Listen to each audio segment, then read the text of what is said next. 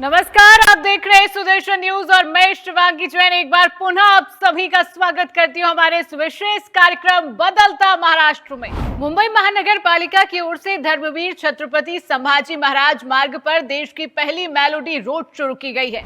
यह सिर्फ एक सड़क नहीं बल्कि एक ऐसा अनुभव है जो वाहन चलाते समय संगीत की मधुर धुनों के साथ यात्रियों के मन में देशभक्ति की भावना जागृत करती है।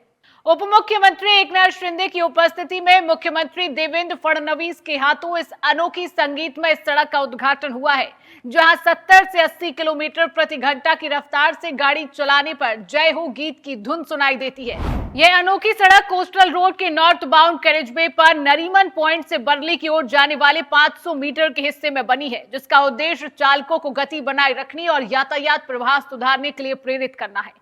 हंगरी की अत्याधुनिक तकनीक के उपयोग से बनी इस सड़क को महाराष्ट्र के अन्य शहरों में भी लागू करने की योजना बनाई जा रही है। मुख्यमंत्री फडणवीस ने संगीतमय सड़क को मुंबई में तकनीकी नवाचार और भावनात्मक जुड़ाव का प्रतीक बताया। हंगरी की टेक्नोलॉजी है और इसको इस हमारे जो छत्रपति संभाजी महाराज कोस्टल रोड है उसके ऊपर उसको लाया गया है, जिसमें जो मार्किंग्स किए गए हैं, इन मार्किंग्स पर जब गाड़ी करीब 60 की स्पीड से चलती है तो उस समय हमको म्युझिक सुनाई देता है, संगीत सुनाई देता है। खरं म्हणजे अतिशय अभिनव असं ही संकल्पना आहे आणि भारतातला हा पहिला रस्ता आहे। आता 500 मीटर आहे, वाढत जाईल आणि खऱ्या अर्थाने मुंबईकरांच्या मनामध्ये देशभक्ती जागृत करणारा हा संगीतमय रस्ता या ठिकाणी मुंबई महापालिका आणि आपले राहुल शेवाळे यांच्या संकल्पनेतून झालेला है। मुख्यमंत्री देवेंद्र फडणवीस ने बताया कि महाराष्ट्र में प्रत्यक्ष विदेश निवेश यानी एफडीआई अब रिकॉर्ड स्तर पर पहुंच चुका है, जो देश में सबसे अधिक है। उन्होंने कहा कि राज्य में उद्योग अनुकूल वातावरण बनाने के कारण यह अभूतपूर्व निवेश हो रहा है। स्विट्जरलैंड के दावोस में आयोजित विश्व आर्थिक मंच में 30 लाख करोड़ रुपए के समझौतों पर हस्ताक्षर किए गए, जिनमें से 12 लाख करोड़ रुपए के समझौते अंतिम रूप ले चुके हैं। इन समझौतों से राज्य में वास्तविक विदेशी निवेश आ रहा है। मुख्यमंत्री ने बताया कि महाराष्ट्र ने दावोस में किए गए 75% समझौतों को उद्योगों में रूपांतरित कर दिया है।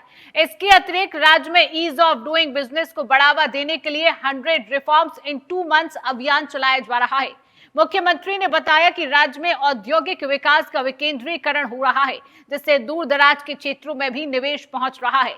ई गवर्नेंस के माध्यम से सरकारी सेवाओं में तेजी लाई जा रही है और आर्टिफिशियल इंटेलिजेंस का भी इस्तेमाल किया जाएगा। देशामध्ये एमओयूचा कन्व्हर्शनचा रेट हा 35% आहे। म्हणजे जेवढे एमओयू होतात त्यापैकी 35% एमओयू हे ऍक्च्युअल इन्व्हेस्टमेंटमध्ये कन्वर्ट होतात। महाराष्ट्राचा आपण जर हिस्टॉरिकल रेट बघितला तर 50 ते 55% आहे, पण जर डावोसचा रेट आपण बघितला तर तो 75% आहे, 75%। आणि 75% एमओयूज हे आपले एक्चुअल इन्वेस्टमेंट मध्ये कन्वर्ट होता है। भारत का पहला मुंबई क्लाइमेट वीक 17 से 19 फरवरी 2026 तक मुंबई में आयोजित किया जाएगा। यह कार्यक्रम ग्लोबल साउथ देशों के लिए जलवायु नेतृत्व का एक नया मंच प्रस्तुत करेगा। 3 दिवसीय इस कार्यक्रम में वैश्विक सरकारी प्रतिनिधि, उद्योग जगत के नेता, जलवायु विशेषज्ञ, युवा और सामाजिक संगठनों के प्रतिनिधि भाग लेंगे। यह पहल स्वयंसेवी संस्था प्रोजेक्ट मुंबई द्वारा आयोजित की जा रही है, जिसे महाराष्ट्र सरकार, पर्यावरण एवं जलवायु परिवर्तन विभाग, MMRDA और बृहन मुंबई महानगर पालिका का समर्थन प्राप्त है। मुख्यमंत्री देवेंद्र फडणवीस ने महाराष्ट्र के पर्यावरण और वातावरणीय बदल विभाग के माझी वसुंधरा अभियान के आधिकारिक लोगो का अनावरण किया।